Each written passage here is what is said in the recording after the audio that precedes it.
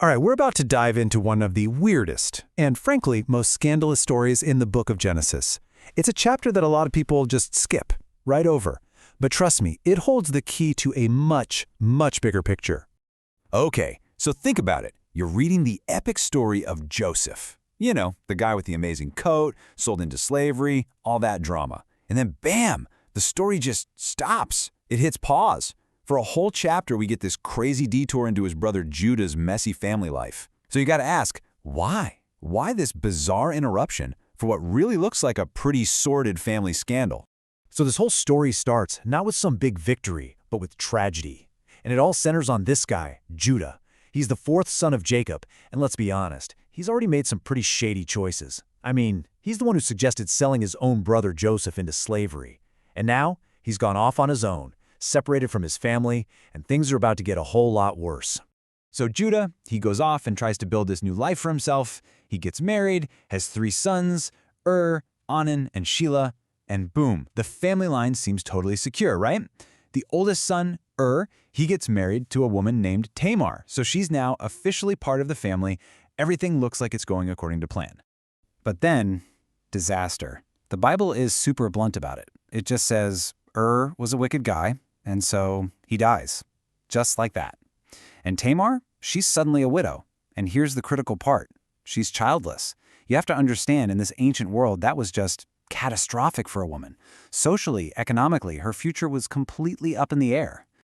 Okay, so to get what happens next, we have to talk about a really important cultural rule called the Levirate custom.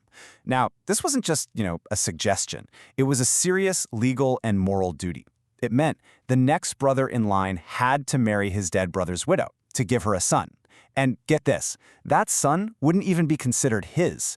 He would legally be the heir of the dead brother, carrying on his name and his family line. It was a huge deal.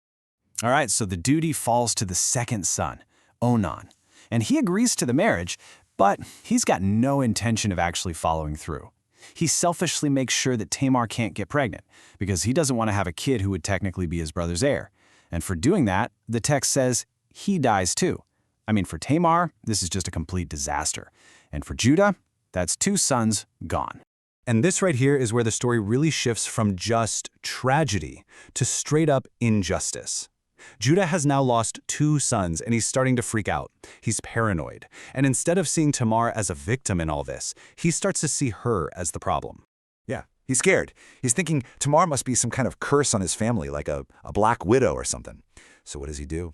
He makes an excuse. He tells her, look, just go back to your dad's house for a while. When my youngest son, Shelah, gets old enough, I promise he'll marry you. But it's a total lie. Just a stall tactic. There is no way he's going to risk his last son. So he just abandons her, leaving her stuck in this legal and social limbo for years and years. So years pass. Shelah, the youngest son, grows up. And crickets. The promise is never kept. Tamar, totally cast aside and basically forgotten, realizes she's been completely wronged. And she decides, nope, I am not going to be a passive victim in my own story. She's going to take matters into her own hands. So Tamar hears some news. Her father-in-law, Judah, whose own wife has passed away by now, is going to be traveling down a certain road. And she thinks, this is it. This is my chance. So she takes off her widow's clothes, covers her face with a veil, and she sits by the side of the road, disguised as a shrine prostitute. I mean, can you imagine? This is an unbelievably bold, incredibly dangerous, and really desperate plan. And sure enough, Judah comes along. He doesn't recognize his own daughter-in-law, not for a second, and he propositions her. He says he'll pay her with a young goat, but he doesn't have it on him. And this is where the disguised Tamar makes an absolutely brilliant move. She says, okay, but you have to give me some collateral, a pledge. And what does she ask for? His signet ring, his cord, and his staff. Now, you gotta understand, this wasn't just some random stuff. These items were his entire identity. It was like his signature, his authority. Think of it as his ancient ID and credit card all rolled into one. And he just hands it all over. So Tamar gets what she needs, and then she just disappears, slipping right back into her life as a widow. Judah, well, he tries to send the goat to pay her and get his stuff back, but of course this prostitute is nowhere to be found. He kind of just gives up, figures he doesn't want to make a big scene, he has absolutely no idea what's about to hit him. Fast forward 3 months. The news breaks. Hey, Judah, your daughter-in-law, Tamar, she's pregnant. And Judah, just dripping with hypocrisy, becomes publicly outraged.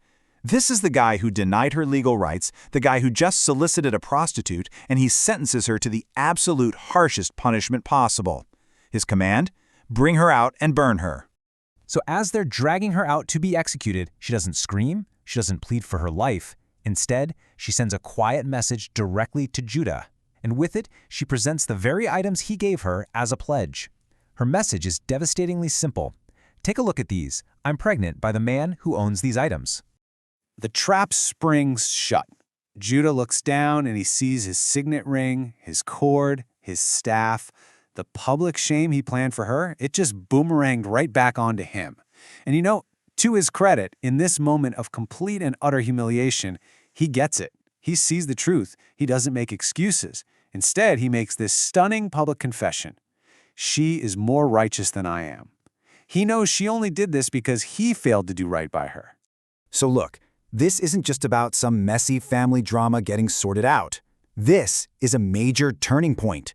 What Tamar did, as shocking and as risky as it was, ends up changing the entire course of history in a way absolutely no one could have seen coming.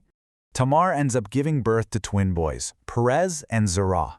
And it's through Perez, the son born from this incredible, gutsy plan, that Judah's family line is actually secured and continued. I mean, think about that. Tamar, the widow they abandoned, didn't just save herself. She ended up ensuring the survival of the very family that threw her away. And this brings us all the way back to that first question. Why interrupt the Joseph story for this? Well, because it's the perfect contrast. While Joseph is off in Egypt showing integrity and rising to power, his brother Judah is back home hitting absolute rock bottom. It's this incredibly humbling experience that transforms Judah from a hypocrite into a real leader. It shows a totally different, much messier path to becoming righteous. So why does this one-chapter interruption matter so much?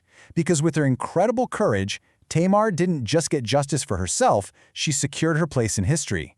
Her son Perez becomes a direct ancestor of the great King David. And that same family line, traced all the way through the New Testament, leads directly to Jesus. Tamar, the outsider, the wronged widow, is right there, named as one of the handful of women in that crucial genealogy. And that really leaves us with a final thought, doesn't it? This story isn't an interruption at all. It's a powerful reminder that history isn't always made by the powerful and the so-called perfect people. Sometimes it's shaped by the desperate, by the righteous, and by the people who have been forgotten. And it happens in the most unexpected ways. It really makes you stop and think, what does this ancient story of desperation and justice really tell us about how history is made?